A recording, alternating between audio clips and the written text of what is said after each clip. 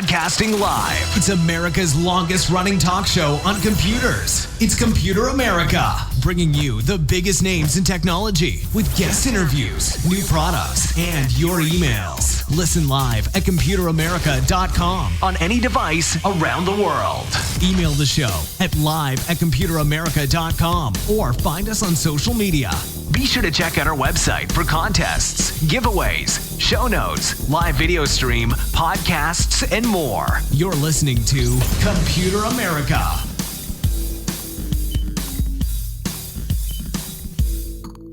Ladies and gentlemen, welcome into the Computer America Show. We are the nation's longest running nationally syndicated radio talk show on computers and technology turned podcast.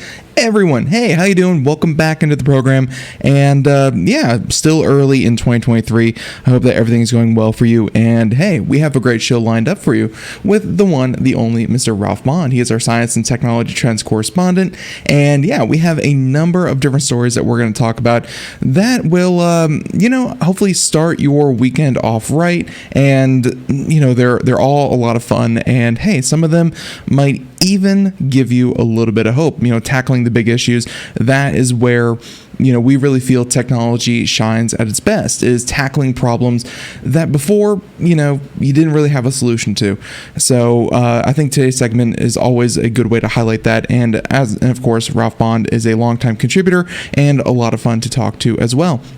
Now, with that being said, computeramerica.com, that's where you'll find everything, including the show notes for past shows, future shows, archives, social media links, all that and more. And of course, Ralph puts a lot of work into the show notes. We highly encourage you to go check those out, and we post them on our site. And of course, if you want a more succinct Ralph experience, just, Ralph-centric, then check out his website, where we will have a link to that in the show notes as well. Now, with that being said, let's go ahead, bring on our guest. And again, I hope everyone out there is having a fantastic week. And ladies and gentlemen, Ralph Bond, he is of course longtime contributor and our science and technology trends correspondent once again. Ralph, welcome back onto the program. How you doing?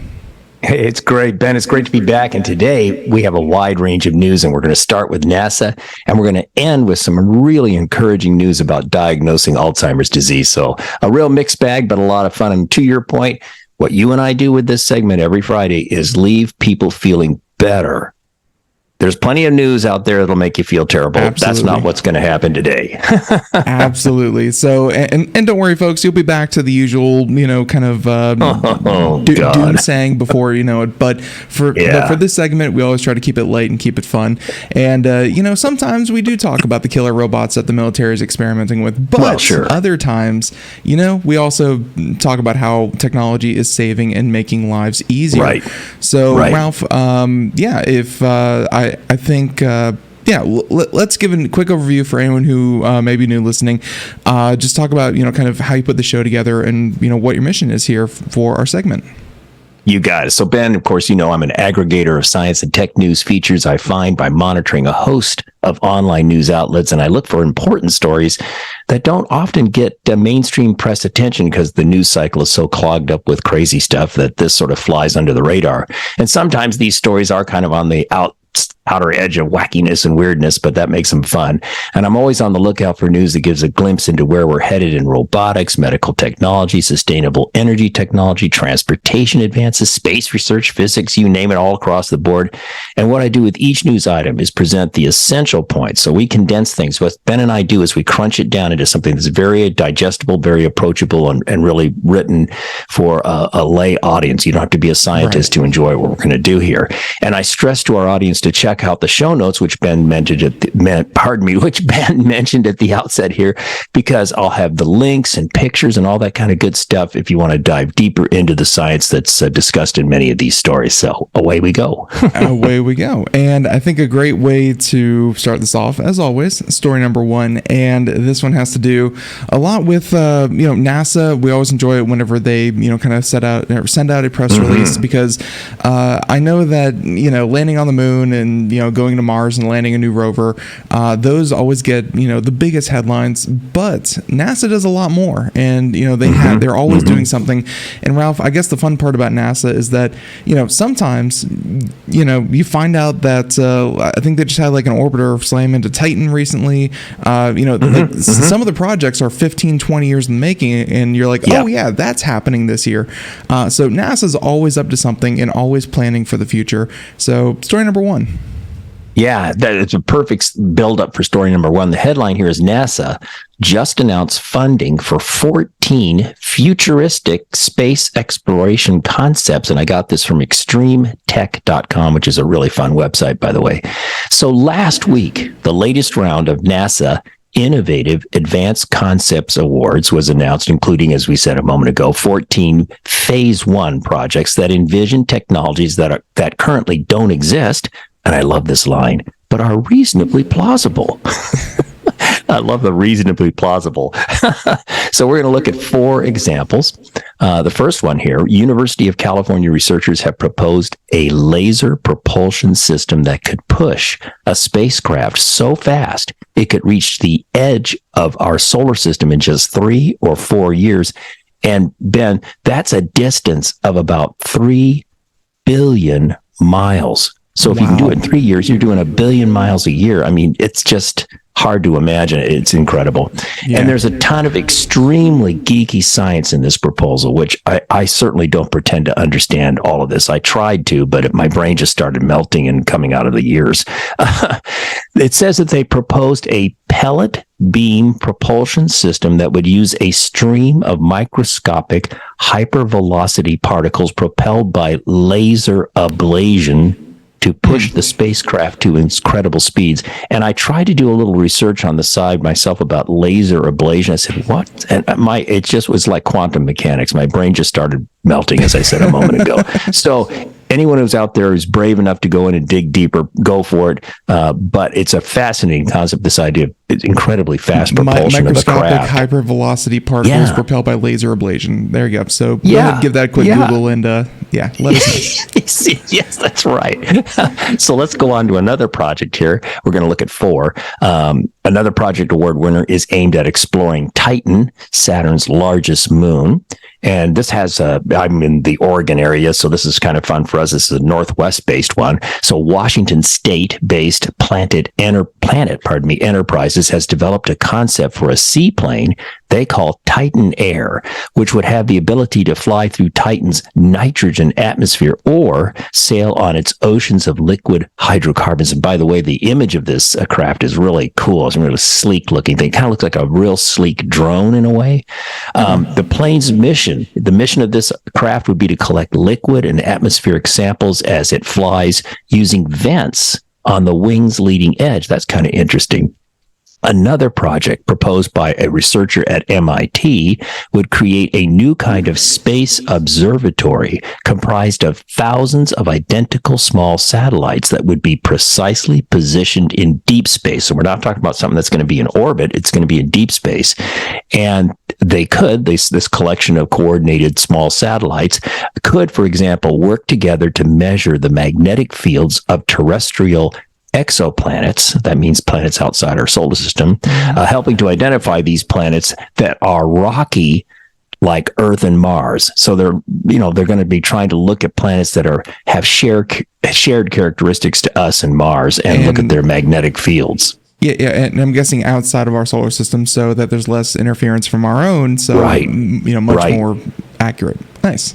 Yeah, kind of cool. And then the 4th project I wanted to highlight proposes a lunar South Pole oxygen pipeline. It's proposed by Houston, Texas-based Lunar Resources. This one's really interesting, a real eye-opener for me.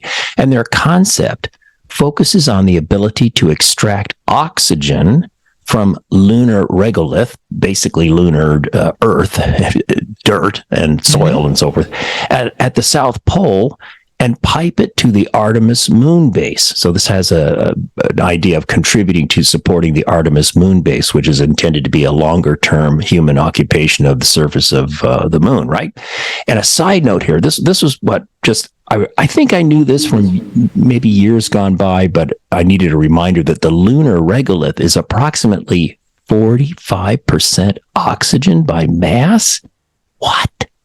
Wow, that just struck me as really fascinating and some very light rocks, it sounds like. Yeah. Well, yeah. And most of the oxygen is bound in silicate minerals. So it's bound up in these minerals. Previous efforts have shown that it's possible to extract oxygen from the regolith using various techniques. And you could dive into that deeper if you want to figure all of that out. But to me, the reminder that 45% of the regolith mass is oxygen. And then ask yourself, how did that oxygen get there to begin with? The moon is really weird. Let's leave it at that. So what would they use this oxygen for? Well, it's pretty obvious. Human habitats, rovers, other life support systems with a constant supply of high purity oxygen for human consumption, and also an oxidizer for launch vehicles departing the moon. So returning vehicles back to Earth. And these oxygen extraction technologies are planned to be demonstrated at large scale on the moon as early as 2024, so not too far away, and provide direct support to the Artemis astronauts as early as 2026. So in the world of direct practical application for human occupation of the moon, this could be a real game changer. And according to the Lunar Resources team in Texas, they said, quote, "A lunar pipeline has never been pursued and will revolutionize lunar surface operations for the Artemis program and reduce cost and risk." So good for them. I think that's just, water and oxygen are clearly the two big things that they've got to figure out to make the Artemis program work on a long-term basis. So cool stuff.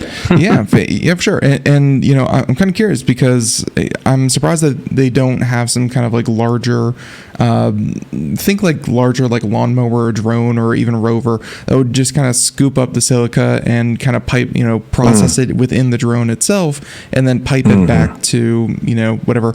Think like a giant like cord running back to the base with the drones running around. I'm sure that they've, probably explored stuff like that before. But Ralph, of all of those concepts, I'm really tickled at the one, kind of heading for Titan.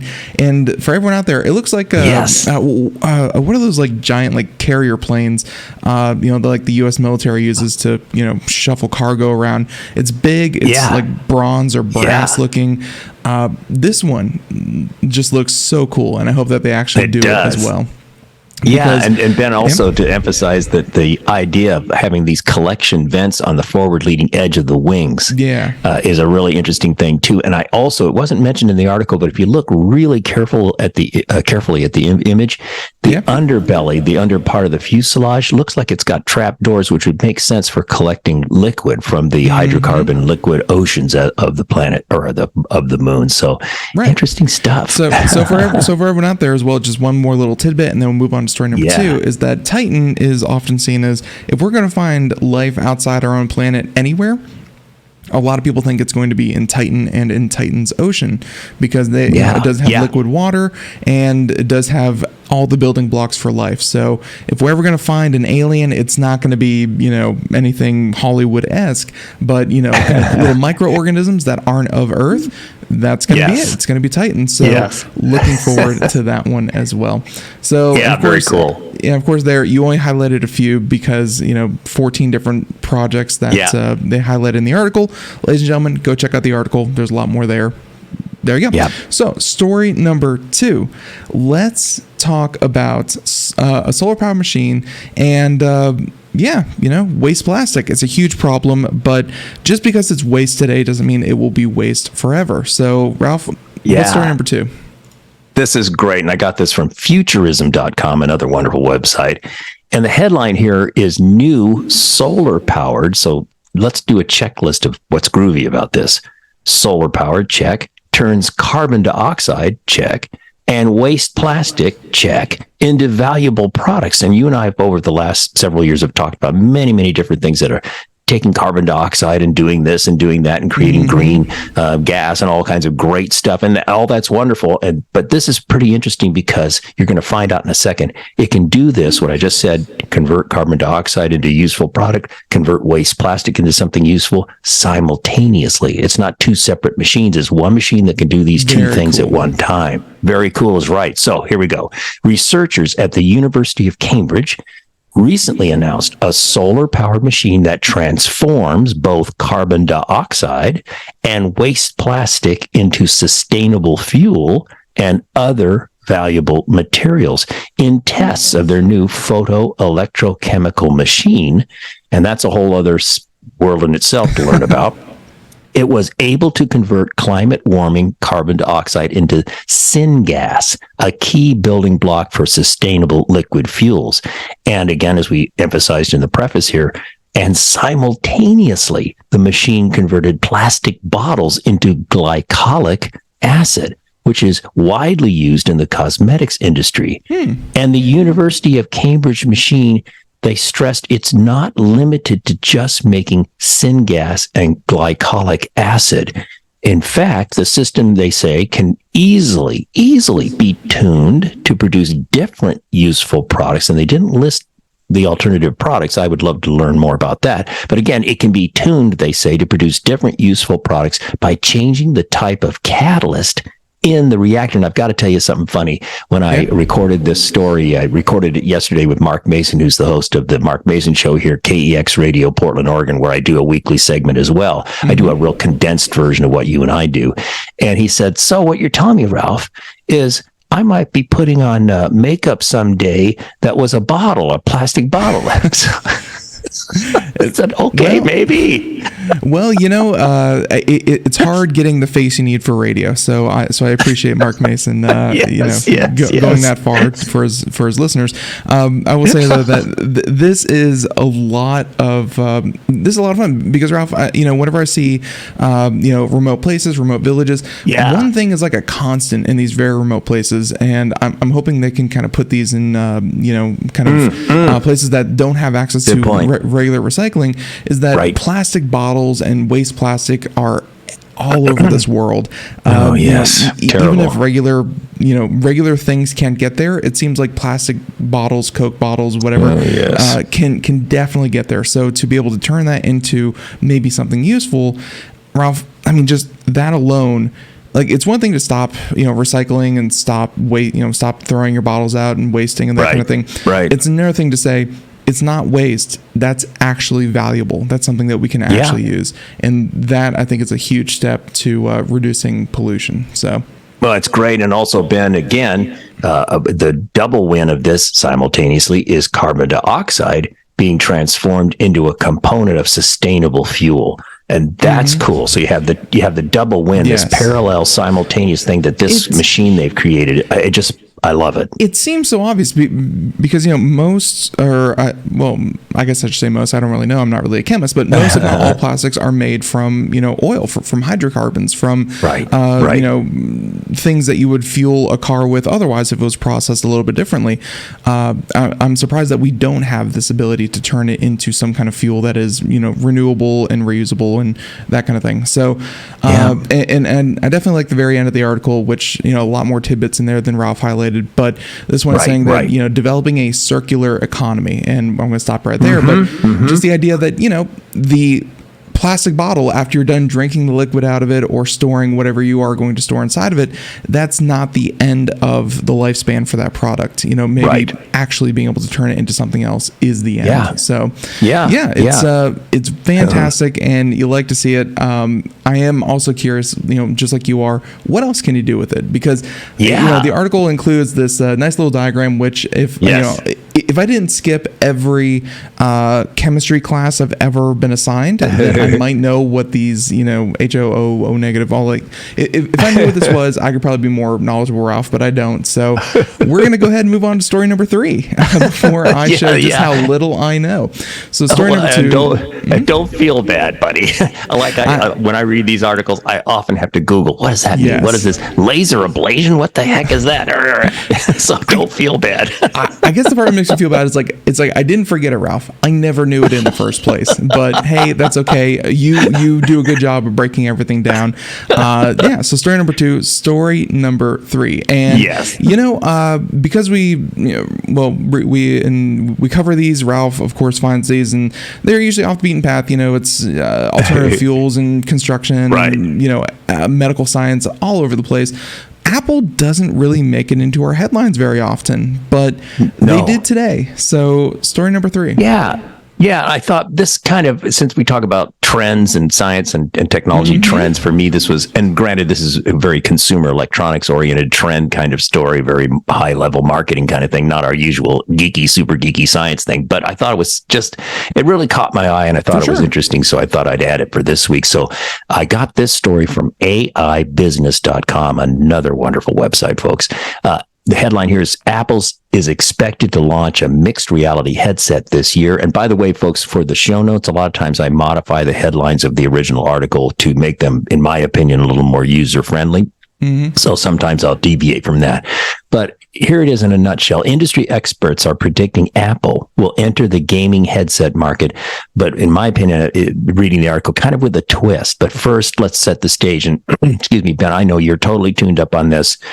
More than I am in this case, I'm sure, and many of our listeners and viewers are as well. But just to make sure everybody's on the same page, a little background. On TV, I've been seeing a lot of ads for those large goggle-like headsets used for immersive video gaming, right? You think about Meta and Google and all those guys, and HoloLens? Am I thinking of the right thing? Anyway, HoloLens is, I believe, Microsoft, and then of course you have Facebook, which is the Oculus, and then you have HTC, which is like Vive and stuff. Yeah, there's a few large players in the space. Yeah. And so if you're just listening to us and not looking at the imagery, again, it's those large, again, goggle-like things you strap onto your head. They're really big, and you have little controllers in your hands and all that kind of stuff. So that's the picture we're talking about. And as we just alluded to, you can move your head to look around a computer-generated environment and use your arms and hands to do, for example, throw a virtual football, which I did not too long ago. It's really fun, and it's just a ton of fun. And just before the show, Ralph and I were talking about how many monitors we're having, not in a competitive way, but just admiring that we can have information around us, and while we're trying to be productive, you could think about these goggles not just for gaming but also for productivity, where your entire reality, 360 is all monitors. So stuff like that. Yep. So true. And then there, of course, has been so much buzz in even the mainstream press, about the so-called metaverse, right? Where headsets deliver, of course, a virtual reality experience that adds interacting in real time with other users within a computer-generated environment. So that's where a lot of the big players think we're going, and that's cool. But it's predicted, this is the interesting twist to this, excuse me, is predicted that Apple will try to differentiate itself in the headset market by strongly emphasizing one element from today's metaverse experiences, and even on smartphones. We'll talk about that in a moment. Metaverse experiences called mixed reality. Okay. So in fact, Apple CEO Tom Cook is known to be bullish about augmented reality, which is just another term for mixed reality. But that's what I was just going to say here in this tutorial. Mixed reality, also known as augmented reality, refers to a technology that superimposes a computer-generated image on a user's view of the real world in front of them, creating a composite visual experience. And my friend Mark Mason, again, the host of the show I do on KEX Radio here in Portland, he said, that sounds like, remember when you had your smartphone and you would go out and look around and try to find the Pokemon? Pokemon Go, they would absolutely. Pokemon Go. And I said, perfect, Mark. That is a great example of what we're talking about with mixed reality, augmented reality. So it's also predicted that the Apple headset will feature its M2 chip, Apple's ARM-based system on a chip built for the Mac and iPad. That's kind of interesting. And Apple is reportedly going to launch its mixed reality, high resolution focused headset sometime before its worldwide developers conference in June. And this article predicted the retail price could be anywhere between $2,000 and $3,000. So it's not chump change. But from a marketing point of view and from an idea that here's Apple thinking there's something here, we believe in it enough, but we think augmented reality is the way to go. And one other thing I want to throw in, Ben, is you mentioned that it's mixed reality is definitely not just for fun and games. Not at all. When I was with Autodesk for many years before I retired, we were looking at using these headsets for the ability to be on a job site and look at a construction job, because I work for the construction and architecture part of the company. And so imagine you're a construction supervisor, or you're giving a client a tour of a building site, and it's maybe just in its framework stage right now. You could put on the goggles and you could have overlays. You're moving around, you're looking at the actual site, but you could see what the final thing would look like, or see iterative phases of construction. It's so compelling. I've actually had a chance to experience that, even though I've been away from Autodesk since 2017. But still, that technology is raging forward in a practical, applicable way in the real world other than gaming. So very cool. Mixed reality, augmented reality, folks. If you're not familiar with it, get familiar with it. It's fascinating. Right. And of course, on the video portion, we're also showing there you go. A demonstration video of... if it were to play, okay, yeah, there we go. There you go. Anyways, yes. And, they kind of show, kids being able to play and show concept designs and toy designers and stuff like that. And then they show maybe someone who's doing research for a paper, and they're having to, let's say, look up jellyfish, and they're able to kind of go through and, physically go through. I think most people equate it to Minority Report. People always go back to Hollywood science fiction to really find out what is, where we're heading. It's not the holodeck, not yet, but it's, kind of one step closer there. It is very productive. It's very cool, very fun. Ralph, the $2,000 to $3,000 price range, and I honestly wouldn't expect Apple to come in towards the middle of that, maybe. Given the cost of their computers are always, not saying they're not worth it, but they're on the more kind of pricey side. I would say somewhere more towards the middle to the upper end of that. I wouldn't be surprised if it was like $2,500. Ralph, I always thought I had a hard time. If they have a hard time convincing people to spend, $1,300, $1,400 on like a professional iPad, this seems like another hard sell for something that doesn't have a clear use case. But if anyone was going to make a value proposition argument for augmented reality, honestly, Ralph, I thought it was going to be Google, because Google has Google Maps, they have Google Reviews, they have Google. But Apple would be a close second, for putting useful information in front of people's faces and making it look good and making it actually usable. So we'll see what Apple does. Yeah, and Ben, stepping back just for a moment, if you look at this from a big business strategy picture point of view, it's one thing to have the hardware platform, i.e. the goggles, right?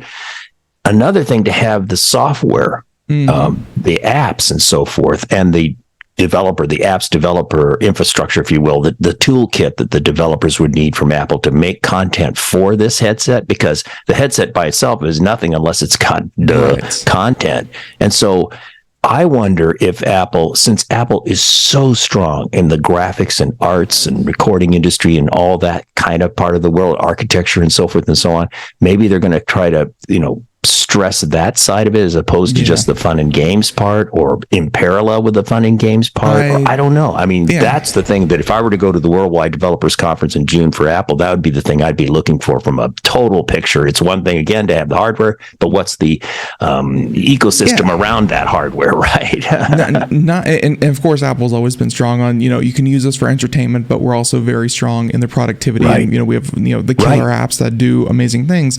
I gotta say that Facebook kind of, or I should say Meta, kind of made it a little bit weird with the metaverse, because Ralph, don't get me wrong, the metaverse has video games. You can play ping pong and you can do that kind of thing. Right, sure. But there's no like really enticing games. There's things that you can do with the technology, but there's no exciting games. I think Apple has to make the entertainment side of these things actually useful, because Facebook went almost pure productivity. It's like you can meet with your team virtually, especially during the pandemic era. They're like, everything can be done virtually. It's like a virtual meeting space. It's very productive, blah, blah, blah. It didn't catch on as well as they did, or as well as they wanted to. So Apple, Apple should stress that this is a productivity tool for workspaces, but they also got to make it entertaining, because for anyone out there who's never tried VR, let alone augmented reality, but virtual reality, which I'm hoping this can do both. Man, Ralph, I got to say, even if the graphics aren't that good, virtual reality really takes hold of your senses. Like, it doesn't take much for our simple brains to just kind of say, it looks like a cartoonish skyscraper, but my body feels the vertigo. My body feels like I'm actually on top of a skyscraper. So they should embrace that. But hey, it's Apple. I'm glad that they're finally putting out a new product as well. So good for them. Yeah. Good for them indeed. So story number 3, story number 4. And, just on the heels of Theranos and that whole saga and everything that was going on with Theranos and, blood testing and things like that, technology around blood, I think, has gotten a bad rap, because there is good innovation happening in the space. And I think story number 4 highlights that, because this is, not promising to revolutionize the space, but it is promising to make things a little bit more accurate and a little bit better. So, Ralph, story number 4. Yeah, story number 4 is a good example of a lot of times, Ben, as you know, I'm addicted to medical technology advancements and so forth. And a lot of times I end our segments with hopefully some very positive and uplifting and encouraging news from the medical science world. And so the headline here is researchers develop a blood test that can reliably detect Alzheimer's disease. And of course, Alzheimer's disease is on everybody's minds these days. It's got so much attention. And I found this great news item on Engadget.com. And of course, it was covered by many other outlets as well. Mm-hmm. But here's a little background, and this was educational for me. When doctors need to confirm an Alzheimer's diagnosis, they often turn to a combination of brain imaging and cell analysis. But both have their downsides. Cell analysis involves a lumbar puncture, an invasive and painful procedure that's more commonly known as a spinal tap. And I've never had one, thank God, but I understand it's very uncomfortable. Yeah, and getting through the spine is, it's not just like your arm where they kind of poke soft tissue. Right. Turns out your spine's pretty hard and doesn't like to be poked. So yeah, there you go. For a good reason, evolutionarily speaking. Yes. And the brain scan or brain imaging, of course, is MRI scans, are less invasive, of course, but often very expensive. And here's the key that the article makes. Not every community has access to the technology. So a large part of the world just doesn't have access to MRI scans. So the next best tool for diagnosing Alzheimer's disease is a good old blood test. And today we have blood tests to detect what are called abnormal tau protein counts. We'll get into that more in a moment, which is an indicator of Alzheimer's disease. So tau, that's spelled T-A-U, is a protein that helps stabilize the internal framework of nerve cells or neurons in the brain. But here's the problem. Current tau protein blood tests are less effective than brain imaging and cell analysis at spotting the significant indicators of neurodegeneration associated with Alzheimer's disease.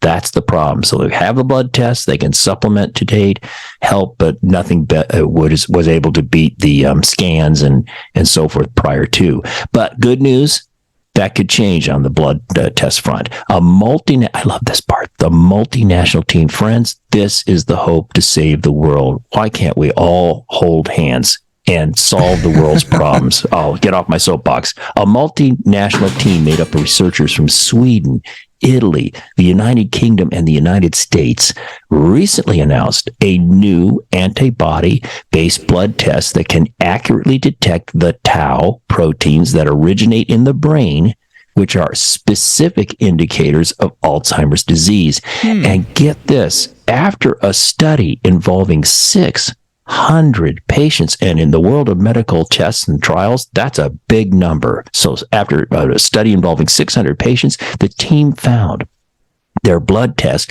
could reliably distinguish Alzheimer's disease from other neurodegenerative diseases. So the bottom line here, folks, here comes this new blood test when it gets deployed, means that around the world, if you don't have an MRI scan, you don't want to do spinal taps, they've got what they feel is a pretty doggone reliable way to diagnose or detect Alzheimer's in a patient with a blood test.